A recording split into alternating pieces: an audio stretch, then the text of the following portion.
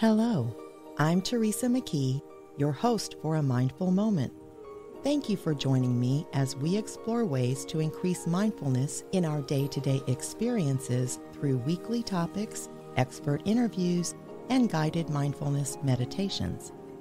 Mindfulness is presence, awareness.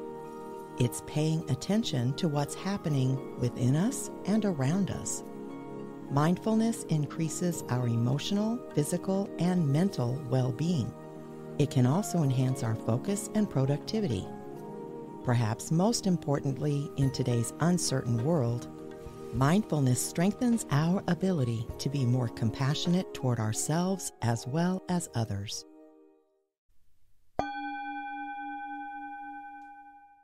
Well, I avoided it for almost 3 years, but last week I finally caught COVID. I'm pretty careful, still wearing a mask if I'm going to be in a situation where I can't stay 6 feet away from other people, or if I'm going to be indoors for more than 15 or 20 minutes with people I don't know. So it didn't occur to me at first that it could be COVID. The symptoms hit me sort of out of the blue as I was standing in a mostly empty Target buying my grandson a gift card for his birthday. My throat started hurting and I felt a little dizzy, and I thought I might be getting sick, which is so unusual for me because I rarely get sick. By the time I got home 15 minutes later, my stomach was upset, I was starting to ache all over, and I thought I had the flu. My daughter pointed out that I had all of the symptoms of COVID, so I took the home test I still had from the bad old days, but the results were invalid because the stupid thing had expired. So back out to a store to buy a new COVID test, which indeed showed positive. I have always assumed I would catch it at some point because I think we all will eventually. So I wasn't shocked at having contracted it, but I realized COVID hasn't felt like a threat for me in so long, I'd forgotten what you were supposed to do once you caught it. Several friends immediately told me to get on Paxlovid and that this wonder drug would knock out the symptoms immediately. So I went on my healthcare system's website to schedule an e-visit. The first e-visit available with my physician was February 6th. I think it was safe to assume that I would either be well or hospitalized by that date, so I looked for alternative support. That's when I came across the notice that Paxlovid specifically is not available through e-visits. So if you have a highly contagious disease, you cannot use telehealth from the safety of your home, but have to go into a hospital full of sick people in order to qualify for a helpful drug, potentially infecting them and exposing yourself to who knows what while your immune system is under attack. Interesting. I searched for more alternatives, filling out 3 screens of questions related to the current triad of misery: COVID, flu, and RSV. I answered all of the questions, wondering why I had to go through this when I already knew what I had, when I arrived at the final question: have you tested positive for COVID in the last 5 days? Seriously? Why wasn't that the first question on the survey? But I know there's no point in asking why, so I continued to the next screen, which informed me that for most people, it would clear up in a few days and I should get plenty of rest and drink lots of fluids. To make a long story a little shorter, as I continued to try to pursue relief, it turned out that A, I'm no longer considered high risk because I've been off the corticosteroids for my PMR for over a year, and B, I'm not 65, so don't qualify as high risk for age. No Paxlovid for me. I immediately saw the good news in this, which was that I'm too young and healthy to need a drug that would relieve my miserable symptoms. But what to do about the symptoms? I went back to the store to get cold or flu medicine, only to find the shelves empty. Yet another shortage. Yay. That's when I surrendered and just hunkered down to suffer it out. I worked some because I do better keeping my mind busy versus laying around focusing on all of my misery. And it dawned on me that my sister had mentioned a couple of months ago that she might visit in February. Now I had to focus on not fretting over the disastrous state of the guest room, which I could do nothing about while sick. It's become the catch-all for everything that has no permanent place to go. And it needs to be painted. And that's when the prepper closet popped into my head. Now, I am probably the most opposite of a hoarder a person can be, but the prepper closet is a little scary. I call the closet in the guest room a prepper closet, but first, there are no weapons. And second, it sprang from the pandemic shutdowns and shortages. If I could find Kleenex, paper towels, or toilet paper, I bought them. So there are a lot of paper products taking up the floor space and bottom shelves. The entire timeline of masks is on display like a museum exhibit, from bandanas to cloth masks to hospital masks to the coveted N95s. When antiseptics were nowhere to be found, I bought a bottle of 180 proof tequila as a disinfectant in case of injury. Over time, various forms and weird brands of disinfectants and hand sanitizers were added, along with many containers of Clorox wipes. Then there are the meals ready to eat, or MRE boxes, which were really for the earthquake kit, but added just in case the stores never restocked. The rest of the shelves are full of canned goods, bottled water, candles, and first aid supplies. It looks like a prepper closet for end of days. The prepper closet is a clear representation of my fear that erupted when the world shut down. The question is, when is it safe to let it go? If the pandemic never ends and there are continuous shortages, do I need to keep all of this stuff? Is it healthy or neurotic? It was a stark reminder of just how scary those early days were of the pandemic and the effect it had on our psyche. My prepper closet is just one example of how many of us may be hanging on to something that needs to go, even if it makes us feel safe or secure. Have you ever stayed in a relationship long past its expiration date because it felt safer than moving back out on your own? Ever stayed in a job that makes you miserable because it gives you a sense of security that at least you're employed? Once we find something that makes us feel safe or secure, we're quite reluctant to let it go. In practicing mindfulness, we learn to accept that nothing is permanent.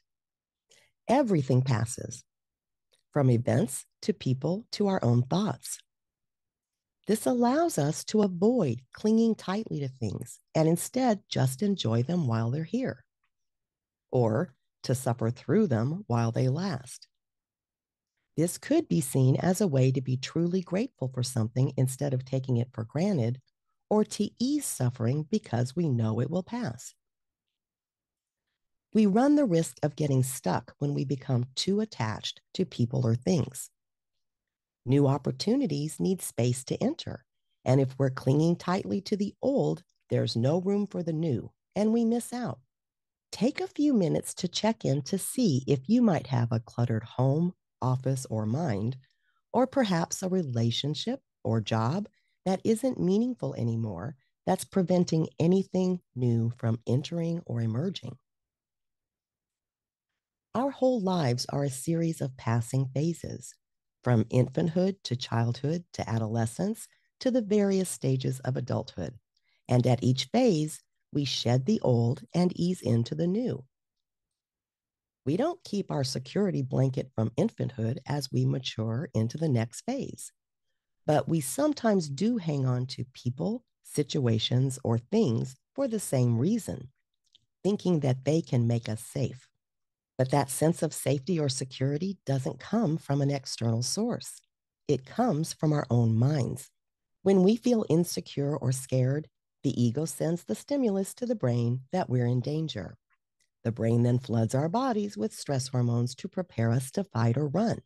If we've convinced ourselves that we don't need to fight or run because we have a prepper closet, or a roommate who knows kung fu, or a person who will always love us no matter what, we're fooling ourselves because we're giving our power away in the hopes that someone or something will save us from whatever we're afraid of.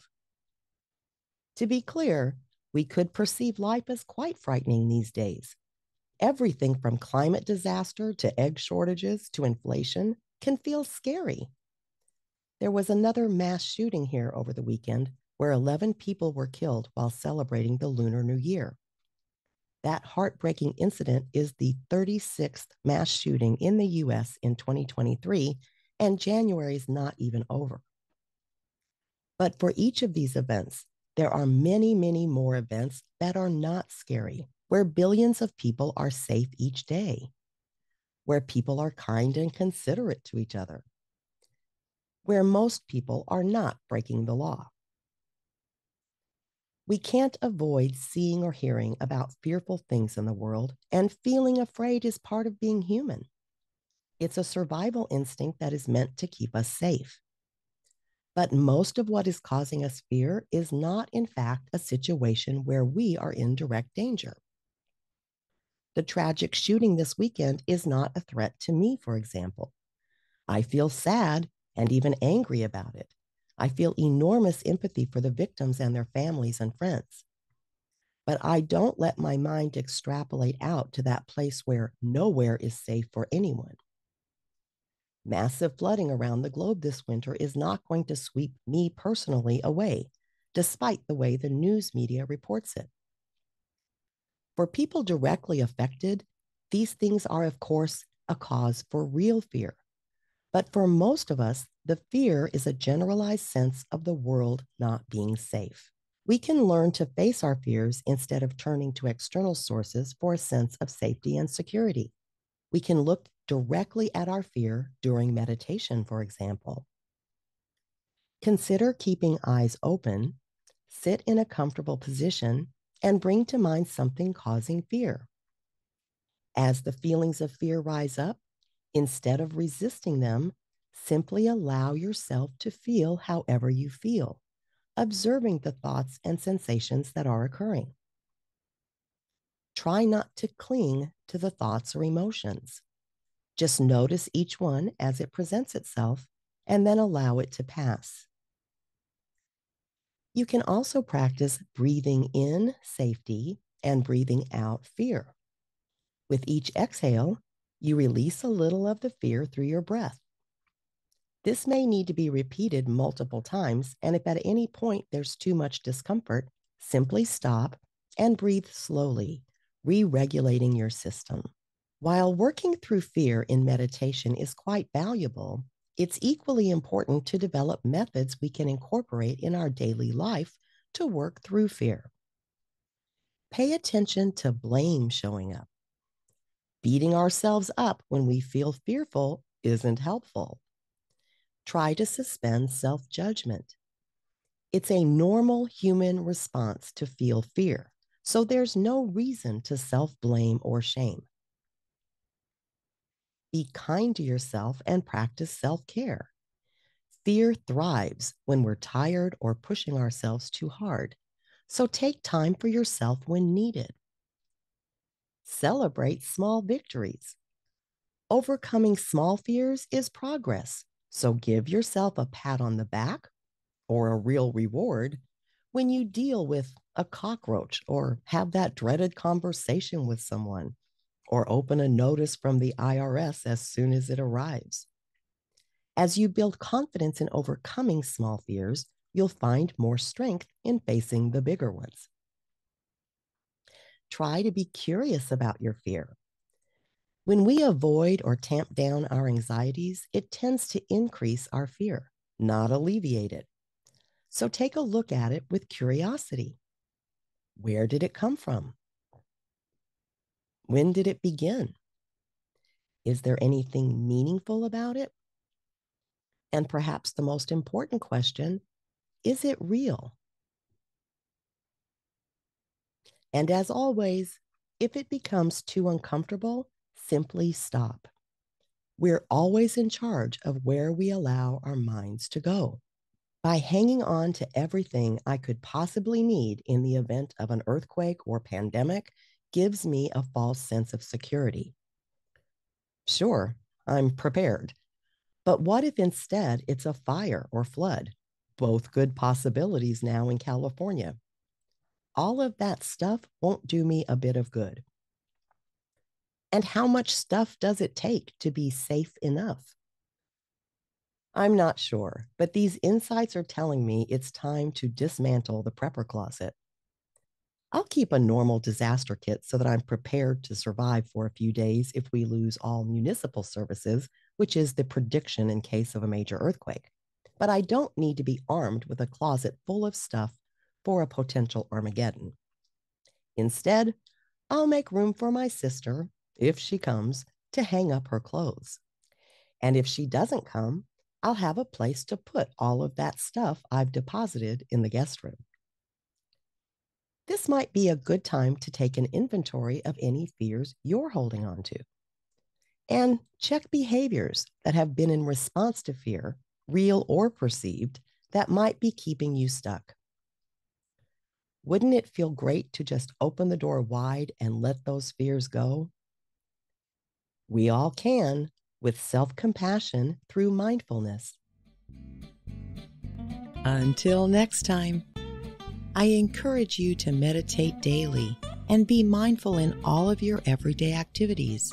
Simply bring your full awareness to the present moment to build your mindfulness skills, paying attention to every detail of what you're doing, from washing dishes to work tasks to taking a walk. Your mind will wander, and that's normal. Each time you notice it has wandered, that's mindfulness. Consider how wonderful the world could be if everyone was mindful. You can help make that happen. It all starts with a mindful moment. This podcast is part of the Airwave Media Podcast Network. Visit airwavemedia.com to listen and subscribe to other great shows like the Daily Meditation Podcast, Everything Everywhere, and Movie Therapy. We'd deeply appreciate your support at patreon.com/amindfulmoment. Please be sure to subscribe to A Mindful Moment and follow us on Instagram at A Mindful Moment Podcast.